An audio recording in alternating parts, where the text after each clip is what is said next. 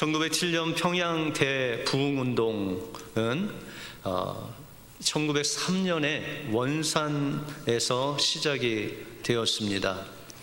그 당시 선교사님들이 여러 우리 이 조선 땅이죠, 한국 땅에 들어와서 하나님의 복음을 전했는데, 그 선교사님들이 모여서 수련회를 갖게 되었습니다. 근데 그 수련회 강사를 맡으신 하디 선교사님이라는 분이 계셨는데, 그 하디 선교사님이 이제 선교사님들에게 말씀을 전하기 위해서 하나님께 무릎을 꿇고 기도하는 중에 하나님을 만나게 됩니다. 이 하디 선교사님은 의사였고, 또한 그 의사인 그 직업을 통해서 많은 사람들의 그 육신의 질병을 고쳐주고 또 복음을 전하고 이런 일들을 했습니다. 그런데 아무리 이 조선 사람들에게 의술로 긍휼을 베풀고 또 육신의 질병을 고쳐주고 복음을 전해도 이들이 통 복음을 받아들이지 않습니다. 그리고 오히려 이 복음을 전하는 사람들, 이 선교사님들을 무시하거나 또한 아예 그냥 거들떠 보지 않거나 그러면서 이 한국교회, 조선교회에 어떤 복음이 전달되지 않고 또 열매가 맺지 않는 것 같이 그렇게 보였습니다.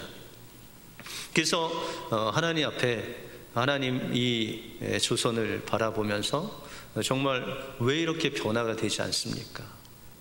왜 저들이 하나님의 복음을 저렇게 받아들이지 않습니까? 라고 하면서 어떤 원망적으로 하나님께 기도를 했습니다.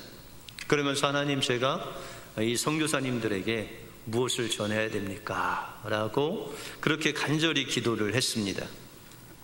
그런데 하나님께서 이 하디 선교사님께 그 마음을 통해서 말씀하시는 말씀은 그 선교사님이 생각하는 정반대의 말씀이셨습니다. 야, 너 의사라고 저 조선 사람들 무시하지 않았냐? 저 사람들 못 배웠다고 해서, 소학교도 못 나왔다고 해서 너희들 저 사람들 무시하지 않았냐? 그러면서 이 하디 선교사님이 이 조선 사람들을 대할 때 정말 그렇게 마음을 담아서 부드럽게, 온유하게, 겸손하게 대하기보다는 자신이 그들을 아주 딱딱하고 또 무슨 종 보듯이 무시하는 듯이 그렇게 대한 자신의 그 모습을 보게 되었습니다. 그러면서 그 하디 선교사님이 하나님께 기도하기를, 하나님, 그렇군요.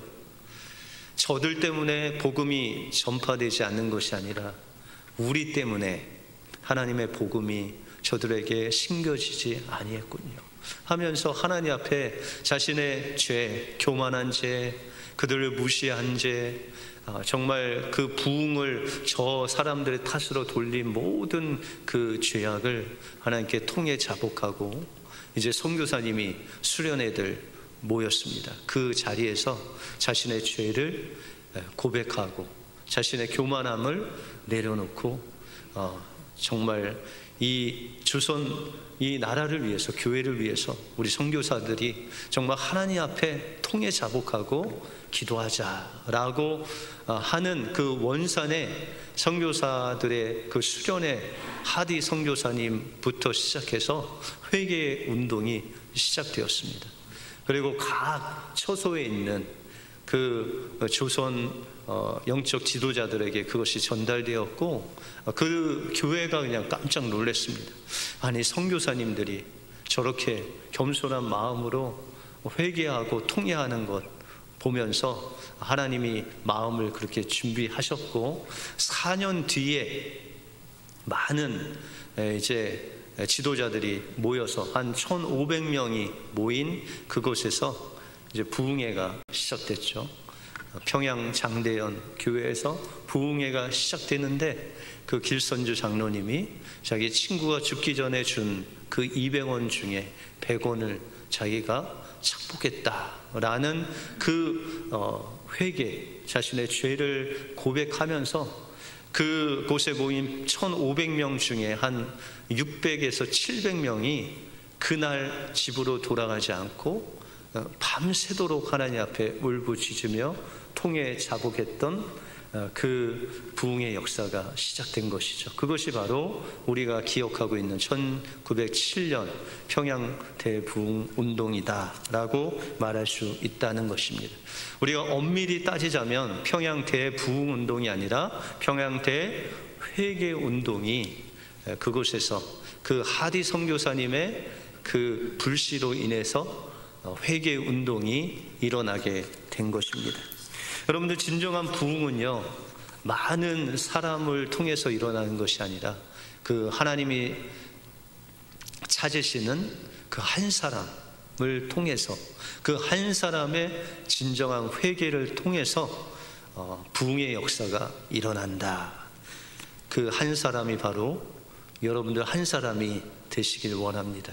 여러분들 한 사람이 주님을 만나면, 여러분들 한 사람이 주님 성령의 그 놀라운 은혜를 맛보면 회개하게 되고, 그 회개가 여러분들 주변에 있는 불씨가 되어서 전달되고, 그 놀라운 전달, 성령의 역사가 전달됨으로 회복과 부흥의 역사가 일어날 줄 믿습니다.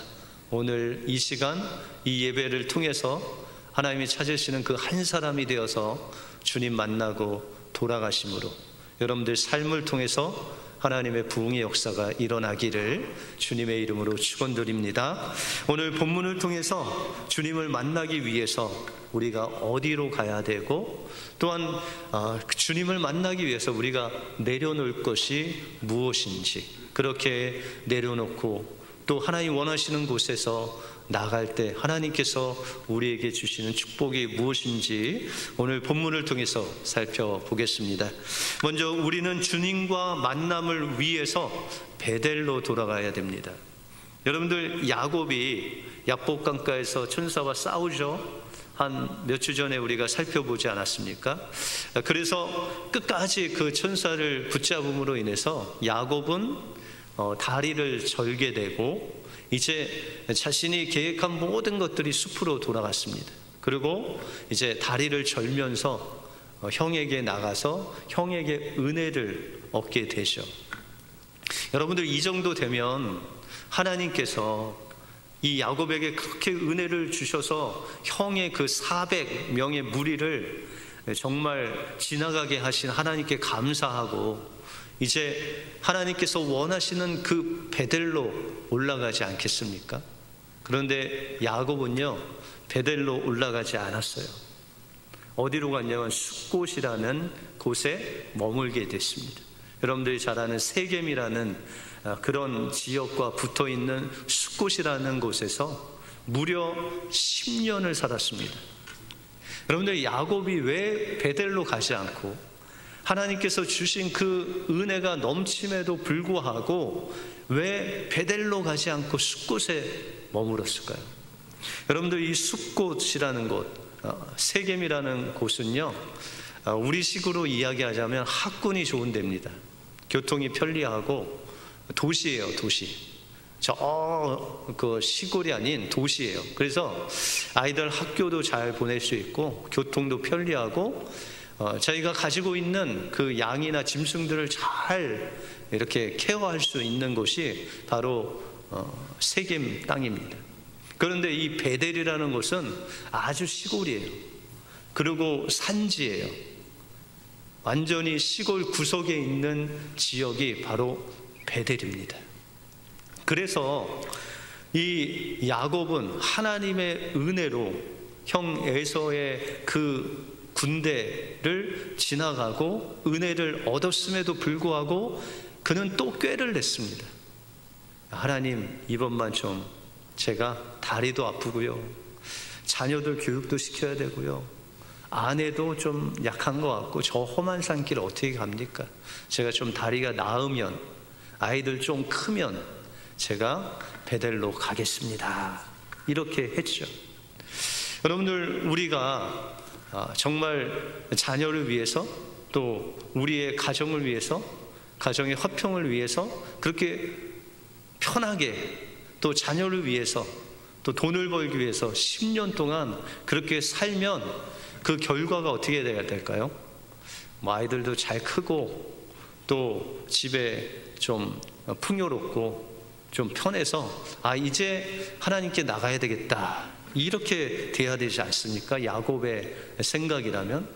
그런데 그와 정반대로 그 가정에 위기가 몰려왔다는 것이죠.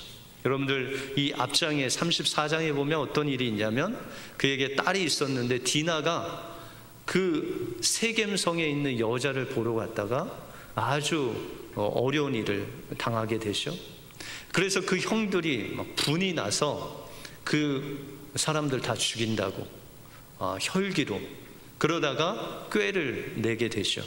너희들 우리 동생과 결혼하려면 할례 받아야 된다. 그랬더니 그걸 좋게 여겨서 다 할례를 받습니다. 그리고 그 할례를 받고 가장 고통스러운 3일째 되던 그때 이 오빠 중에 가장 칼을 잘 쓰는 레위와 시므온이 가서 모든 그 세겜 땅의 남자들을 죽게 만듭니다. 여러분들 이거 야곱이 시켰을까요? 그들이 그냥 했을까요? 10년 동안 자녀 교육 때문에 여기 있었는데, 10년 동안 좀 아이들 잘 길러보려고 있었는데, 아이들은 아버지 말을 듣지 않고 지 분에 못 이겨서 나가서 살인자가 되고, 딸은 완전히 겁탈을 당해서 능욕을 입고, 이제 야곱의 가정은요, 세겜 남자들 다 죽였기 때문에 그들과 동맹한 이 부족들, 사방의 그 동맹한 사람들에게 그 소식이 전달되면 야곱의 집은 완전히 끝난 것입니다. 그들이 몰려와서 이 야곱과 그 아들들과 모든 것들을 빼앗고 죽이는 그런 어려움이 그에게 있게 되었다라는 것이죠. 이때쯤 되니까 이 야곱이 하나님께 무릎을 꿇은 겁니다. 10년 동안 자기 잘 살기 위해서 하나님이 명령하신 그 베델을 가지 않고 그 숲곳에서 세겜에서 살았는데, 10년을 살아보니 그에게 남은 것은 이제 살인자들이 된 아들, 겁탈당한 딸, 그리고 그 가족이 다 망하게 되었다라는 것이죠. 그래서 오늘 본문 1절에 보시면 하나님이 야곱에게 이르시되 일어나 베델로 올라가서 거기 거주하며 내가 내 형 에서의 낯을 피하여 도망하던 때에 내게 나타났던 하나님께 거기서 제단을 쌓으라 라고 말씀하고 있습니다. 하나님께서 야곱에게 첫 번째, 이제 이 위기 상황 속에서 그 위기를 벗어날 수 있는 길이 무엇이냐? 첫 번째가 베델로 가라 라는 것이에요. 여러분들 야곱에게 있어서 베델은 어떤 곳이죠? 그가 형 에서의 그 장자의 축복을 엄마하고 짜고 다 뺏었어요. 그래서 그 형 에서가 죽일 듯 야곱을 찾게 되죠. 그래서 이 야곱도 살리고 형 에서도 살리기 위해서 그 부모가 방책을 내린 것이 바로 어머니의 오라버니가 있는 저쪽 라반, 벳단 아람으로 그를 보내는 것이었죠. 그렇게 이 야곱은 형에게 죽을까봐 형을 떠나서 도망하는 그 첫째 날 아무것도 없는 들판에서, 정말 들짐승이 들끓는 그 들판에서 돌베개를 비고 정말 쓸쓸하게 잠을 청했던 그 곳이 바로 베델이라는 곳이었습니다. 그때 야곱은 그 주변에 아무도 없었어요. 부모를 떠나고 부모 집을 떠나고 그가 살던 고향을 떠나서 이제 막막한 그 밧단 아람으로 떠나는 그 길 중에 그가 의지할 것이 아무것도 없는, 그를 도와줄 사람도 아무도 없는 그런 상황 속에서 하나님이 이 야곱을 찾아주셨다는 거예요. 그리고 하나님께서 그에게 약속하시기를 내가 밟는 이 모든 땅, 너의 아비, 너의 할아버지, 그가 있었던 그 모든 땅을 너에게 주겠다. 그리고 내가 너와 늘 함께 하겠다라는 엄청난 이 축복을 야곱에게 주십니다. 그때 야곱은 하나님께 서원하기를, 하나님, 만약에 하나님께서 저를 이곳에 다시 돌아오게 하시면 하나님이 나의 하나님이 되고, 또한 이곳이 하나님의 성전이 되고, 또한 하나님이 주신 그 모든 것의 10분의 1, 다시 말해서 하나님 것을 하나님께 돌려드리겠습니다 약속을 했던 그 하나님과 야곱 이 1:1의 만남이 첫 번째 이루어졌던 그 장소가 바로 베델이다 라고 말씀하고 있다는 것입니다. 그래서 이 베델로 하나님이 가라라는 거예요. 여러분들이 이 야곱이 10년 동안 자녀를 위해서 또 아내를 위해서 살았던 그 모든 것, 그 결과물은 아버지의 권위, 영적인 권위가 완전히 무너졌죠. 아들에게 참으라 했는데 가서 다 죽였잖아요. 그죠? 그냥 집에 있으라고 했는데 세겜성에 가서 여자 보느라고 디나가 그렇게 어려움을 당했잖아요. 그리고 이제는 그 가정이 어려움 속에 있었을 때 이제 야곱에게는 오직 하나님만이 자신과 그 가정을 회복시킬 수 있는 유일한 방법이었다는 것이죠. 그때 하나님께서 이 베델로 가라는 야곱의 그 명령을 통해서 베델로 가려고 했을 때 하나님께서 그 놀라운 영적인 권위, 또한 하나님의 함께 하심으로 그 담대함을 이 야곱에게 주셨다라는 것입니다. 여러분들에게 있어서 베델은 어디십니까? 정말 주변에 아무도 없고 또 아무 사람도 없고 여러분들 도와줄 수 없는 그런 상황 속에서 여러분들에게 찾아오신 그 주님, 그 십자가의 보혈로 주님의 그 사랑을 마음껏 누리면서 하나님, 저의 인생을 하나님께 드리겠습니다. 하나님, 저를 죄 가운데 구원하신 오직 그 주님을 위해서 내가 살겠습니다. 여러분들 주님을 처음 만났을 때 그 장소가 베델입니다. 그때 하나님과 약속하신 거 기억나세요? 네, 하나님께 모든 것 드리고 내 삶의 주인은 하나님이십니다.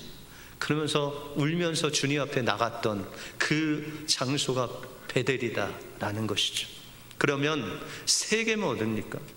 세겜은요, 내가 내 힘으로 야곱과 같이 그냥 어떻게 하든지 긁어서라도 모아서 복을 쌓으려는 내 노력의 장소입니다. 그곳에서도 제단을 쌓을 수 있죠. 예배도 드리고 하나님 섬긴다고 하는데 그 간절함이 다 사라지고 하나님 없이 드려지는 형식과 습관의 예배만 남은 곳, 세상과 타협하고 세상의 방법으로 무엇인가 이루려고 하는 그 장소가 바로 세겜이다라는 것입니다. 그런데 하나님 말씀하시기엔 그 세겜에서는 하나님을 만날 수 없다는 거예요. 뭐 예배 드리잖아요. 그곳에서도 좀 하나님께 예물도 드리잖아요. 그런데 그 예물, 그 예배는 하나님 받으시지 않으신대. 어디에서 예배 드리는 거? 베델에서의 예배만이 주님이 우리를 만나주시는 유일한 예배의 처소다라고 말씀하고 있다는 것입니다. 여러분들, 이제 하나님께서 지금 여러분들에게 명령하십니다. 베델로 돌아가라. 돌아가지 않으면요, 아유, 목사님 지금 좀 넉넉해지면 열심히 예배 드리겠습니다. 좀 지금 얼마나 어려워요. 코로나로 인해서 얼마나 어렵습니까? 먹고 살기도 힘든데 예배는 나중에, 신앙생활은 나중에, 뭐 직분은 나중에, 봉사도 나중에. 여러분들 나중에 어떻게 될까요? 그 세겜의 주변에 있는 족속들이 다 와서 야곱과 그 모든 가족은 몰살되는 거예요. 그렇게 우리가 정말 영적인 눈을 뜨면, 우리가 세겜에 서 있다면, 정말 지금 이 시간에 베델로 가지 않으면 우리가 우리의 목숨이 부지할 수 없는 그런 위기 가운데 우리가 서 있는 곳이 바로 세겜이다라는 것입니다. 그러므로 우리는 우리의 영적인 눈을 뜨고 어디로 가야 됩니까? 베델로 가셔야 돼요. 그곳에서 내가 처음 하나님을 만났을 때 그 간절함과 사모함 가지고 주님 없이는 제가 살 수 없습니다. 제가 주님 없이는 한시라도 살 수 없다는 그 간절한 마음으로 주님 앞에 나갈 때 여러분들이 서 계신 그곳이 세겜 땅이 아닌 베델로 변화될 줄 믿습니다. 지금 이 시간 베델로 나가 주님을 개인적으로 만나시는 여러분들의 삶이 되시길 주님의 이름으로 축원드립니다. 그러면 우리는 어떻게 베델로 돌아갈 수 있느냐는 것이죠. 베델로 돌아가기 위해서는 내가 가진 하나님보다 더 살아가는 그 모든 것들을 주님 앞에 내려놔야 된다는 것입니다. 야곱은 하나님을 만난 뒤에 또 다른 꾀를 내서 베델로 가지 않으려는 그 생각을 이제는 갖지 않습니다. 그는 마음속에 진실한 마음과 단호한 결정을 가지고 베델로 올라가려고 합니다. 여러분들 2절에 보시면 야곱이 이에 자기 집안 사람과 자기와 함께한 모든 자에게 이르되 너희 중에 있는 이방 신상을 버리고 자기를 정결케 하고 너희 의복을 바꾸어 입으라 라고 말씀하고 있습니다. 여러분들 이 야곱의 가족이 베델로 가는 그 길에 장애물, 걸림돌이 있었다는 거예요. 그 첫 번째가 이방 신상이었어요. 여러분들 이방 신상이라는 것은 구약에 늘 이야기하는 바알, 아세라 목상 이런 것들이 다 이방 신상 아닙니까? 그런데 야곱 가족 중에 이방 신상이 어떻게 있죠? 여러분들 야곱이 그 삼촌 라반 집에서 나올 때 라반의 딸들이 있었죠. 그 딸들 중에 라헬이라는 그 아내가 그 아버지가 섬기는 이방 신상인 드라빔이라는 것을 훔쳐 갖고 왔어요. 그리고 교묘하게 아버지를 속이고 그것을 이제까지 가지고 있었죠. 이것은 뭐냐면 이 이방 신상이 우리를 지켜준다는 거예요. 우리를 부하게 한다는 거예요. 우리를 번영하게 한다는 것이죠. 우리 세상에서 세상이 주는 그 물질과 세상이 주는 그 방법과 세상이 주는 그 풍조가 우리를 행복하게 할 수 있다라고 생각하는 그 모든 것들이 바로 이방 신상이라는 거죠. 또 야곱이 무엇을 다 내려놓으라고 그랬어요? 귀걸이. 남자들은 좋아하시죠. 남자들도 요새 귀걸이 하는데 귀걸이 있으신 분들 다 내려놓고 가십시오. 그렇게 이야기하는 게 아니라 여러분들 이 당시에 귀걸이라는 것은요 부적이었어요. 여러분들 부적 보셨어요? 노란색에 빨간 거 이렇게 붙여놓잖아요. 그렇죠? 예, 나도 모르게 부모님들이 이렇게 베개 속에 넣으신 분들도 있겠고. 예. 그런데 그거 왜 넣어요? 어려움 당치 말라고, 악한 것이 손대지 못하게, 그리고 또 그거 있으면 좀 부자 되게 하는 그 모든 부적들, 또한 의복을 갈아입으라. 이 의복이라는 것은 유대인으로서 하나님의 백성으로서 적합하지 않은 그런 사치가 담긴 의복이었어요. 하나님의 방법대로 말씀대로 사는 사람들의 의복이 아닌 세상의 방법대로, 세상의 사치와 세상의 가치가 물들어 있는 그 의복, 나는 하나님 없이 살 수 있다, 나는 이런 사람이다 라고 자기를 과시하는 그 모든 의복을 하나님 앞에 다 벗어 정결케 하라라고 그렇게 말씀하고 있다는 것이죠. 세상 사람들이 이야기하죠. 야, 너 재력이 있어야 된다. 너 자녀들, 그 세상 자녀들 하는 그 모든 것 다 해야지 그나마 어디 좋은 대학 갈 수 있다. 그래서 우리가 그렇게 평생을 다해서 세상 사람들 쫓아가는 것 같이 그렇게 비교하고 쫓아가다가 결론은 세겜 땅에서 그렇게 처참하게 망하는 가정이 한둘이 아니다 라는 것이죠. 어떤 분들은 아유, 세상 사람들이 저렇게 사는데 우리 자녀들도 그래도 반은 따라가야 되지 않냐, 뭐 이렇게 생각하시는 분들이 있죠. 어떤 분들 요새 목사님 경기가 너무 어려워요. 급한 불은 끄고 예배 드려야 되지 않습니까? 좀 그래도 여유가 생기면 그때 예배해야 되지 않습니까? 여러분들 그때는요 다 망하는 거예요. 여러분들 어렵고 힘들고 정말 급한 불이 났을 때 야곱과 같이 그럼에도 불구하고 10년 전에 하나님께서 말씀하신 그 말씀 붙잡고라도 하나님 앞에 무릎 꿇어야 돼요. 우리가 가졌던 그 세상의 방법, 세상의 풍조, 세상의 방법 가지고는 우리가 그 주님이 주시는 행복을 누릴 수 없다, 오히려 우리가 망하게 되는 그 지름길이다라는 것이죠. 그러므로 우리가 어려우면 어려울수록 하나님 앞에 나와야 되는 거예요. 그래서 조지 물러 목사님이 그 수천 명의 고아들을 돌보는데 날마다 아이들이 늘어가는 거예요. 100명이었다 200명 되고, 200명이 400명 되고, 이제는 급기야 2000명이 되는 거예요. 그 아이들 삼시세끼를 매일 먹여야 돼요. 그것이 어디서 나오겠습니까? 어디로부터 나오겠습니까? 세상 사람들 통해서 나오겠습니까? 하나님으로부터 나오겠습니까? 그럼 뭐 해야 되죠? 조지 물러 목사님이 500명이 있을 때는 2시간 기도했으면 1000명이 되면서 4시간 기도하고 2000명이 되니까 더 하나님 앞에 무릎 꿇지 않고는 그가 그것을 감당할 수 없어서 그가 일이 바쁘면 바쁠수록 자신의 기도의 시간을 계속 늘려갔다. 이것이 바로 베델의 축복을 받는 비결이다라는 것이죠.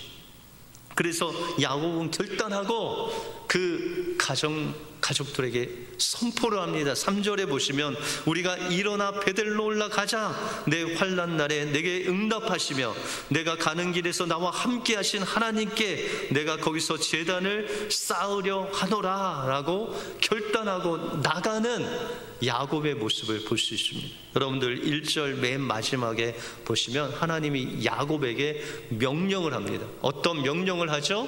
거기서 제단을 쌓으라. 히브리어를 보면 거기에 강조용법이 있습니다. 거기서 내가, 너 야곱, 너 자신이 하나님께 제단을 쌓으라, 그렇게 말합니다. 목사님, 저희 아내 새벽 예배 나가요. 저희 자녀들 열심히 신앙생활 하고 있어요. 그거 하고 내가 주님께 예배하고 예배 드리는 거하고 완전히 천지 차이 나는 거예요. 내가 하나님 앞에 예배해야 된다는 것이죠. 그래서 3절 끝부분에 보시면 야곱이 고백하기를 하나님께 내가 거기서 제단을 쌓으려 하노라. 누가요? 내가 야곱이 하나님께 제단을 쌓겠다는 거예요. 다른 사람도 아니고 하나님과 나 이 1:1 관계에서 내가 하나님께 진실한 마음으로 그 제단을, 내 자신을 온전히 나의 인생을 하나님께 드려 주님 만나겠다라고 그렇게 고백하고 있는 거예요. 하나님, 이제 내가 하나님 없이는 못 살겠습니다. 내가 하나님 없이는, 하나님이 함께하지 않으면 한 시간도 내가 살 수가 없습니다. 그리고 베델로 향하는 거예요. 여러분들, 마약하던 사람이 마약을 끊으면 어떻게 될까요? 금단 현상이 일어난대요. 그래서 그 마약을 하지 않으면 정말 죽을 것 같은 그런 일들이 일어난답니다. 담배를 피던 사람이 담배를 끊으면 금단 현상이 일어난다고 그러죠. 그런데 여러분들, 이 야곱이 그것을 끊은 거잖아요. 이 세겜을 끊고 세상 방법을 끊고 나의 어떤 그 힘으로 무엇인가 잘 해보겠다는 그 행복을 추구하는 그 모든 것을 끊었을 때 원수는 여지없이 야곱을 공격합니다. 5절에 보시면 그들이 떠났으나 하나님이 그 사면 고울들로 크게 두려워하셨으므로 야곱의 아들들을 추격하는 자가 없었더라. 여러분들, 야곱의 아들들이 뭐 했어요? 세겜에 있는 아들들을 다 죽였잖아요. 그래서 그 주변에 있는 그 부족들이 이 야곱의 아들들 죽이려고 몰려왔다는 것이죠. 그런데 하나님 그들을 어떻게 하셨어요? 보호하셨다는 거예요. 여러분들, 세상 방법 내려놓고, 세상 옷 내려놓고, 세상 의지하는 거 다 내려놓으면 어떻게 될 것 같아요? 죽을 것 같은 거예요. 목사님, 우리 자녀 이 다른 애들 하는 거 이거 안 하면 얘 인생 망가져요. 그런데 하나님이 책임져 주신다. 하나님께서 보호해 주신다는 거예요.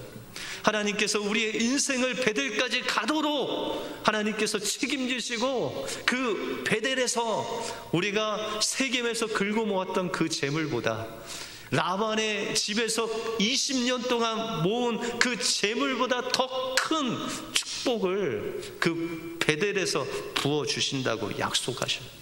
여러분들 11절 이하에 보시면 하나님이 그에게 이르시되 나는 전능한 하나님이다. 생육하며 번성하라. 한 백성과 백성의 총회가 내게서 나오고 왕들이 내 허리에서 나오리라. 내가 아브라함과 이삭에게 준 땅을 내게 주고 내 후손에게도 그 땅을 주리라. 여러분들 평생, 야곱이 평생 모은 그 복과 하나님이 주시는 이 복과 어떤 게 커요? 전에 게 커요?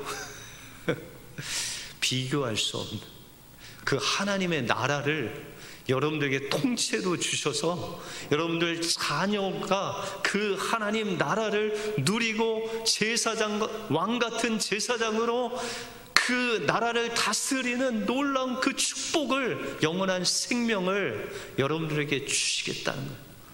어디로 가면요? 베델로 가시면 주겠다라는 것입니다. 여러분들, 메가더 장군이 그 자녀를 위해 기도했던 기도를 소개해 드리겠습니다. 주여, 저희 자식이 이런 사람이 되게 하소서. 약할 때 자신의 약함을 알 수 있는 만큼 강하게 하시고, 두려울 때 자신을 직면할 수 있을 만큼 용감하게 하시고, 정직한 패배에 당당하고 굴하지 않으며 승리에 겸손하고 온유한 사람이 되게 하소서. 소원하기보다 행동으로 보이며 주님을 알고 자신을 아는 것이 지식의 기본임을 아는 사람이 되게 하소서. 기도하오니 그를 편하고 안락한 길로 인도하지 마시고 고난과 도전의 긴장과 자극 속에서 이끌어 주소서. 폭풍 속에서 의연히 서 있는 법을 배우게 하시고 실패한 이들에 대한 연민을 알게 하소서. 마음이 깨끗하고 목표가 높은 사람이 되게 하소서. 남을 다스리기 전에 먼저 자신을 다스리는 사람, 웃는 법을 알면서도 우는 법 또한 잊지 않는 사람, 미래로 나아가지만 과거 또한 잊지 않는 사람이 되게 하소서. 그리고 이 모든 것이 이루어진 후에도 넉넉한 유머 감각을 더해 주셔서 늘 진지함을 잃지 않으려 하면서도 더욱 심각한 사람이 되지 않게 하소서. 그리하여 그의 아버지인 저는 감히 내 헛되이 살지 않았노라. 하나님 앞에 속삭일 수 있는 사람이 되게 하옵소서. 주님 만나고 베델에서 하나님 만나면 이 기도와 같은 자녀들을 향한 기도가 여러분들 자녀를 통해서 이루어지게 될 줄로 믿습니다. 그러기 위해서 여러분들 세겜에 있다면 지금 당장 베델로 나가시길 바랍니다. 내가 하나님보다 더 사랑했던 거, 내가 행복하게 될 수 있다라고 생각하고 내 방법대로 했던 그 모든 것 내려놓고, 그때 죽을 것 같지만 그 그 위기에서 하나님이 여러분들을 보호하시고 인도하실 뿐만 아니라 여러분들이 그렇게 긁어 모았던 행복과 비교할 수 없는 놀라운 하늘의 축복이 여러분들의 심령 속에 임하게 될 것입니다. 주님 만나심으로 이 축복 누리시는 여러분들의 삶이 되시길 주님의 이름으로 축원드립니다. 기도하겠습니다.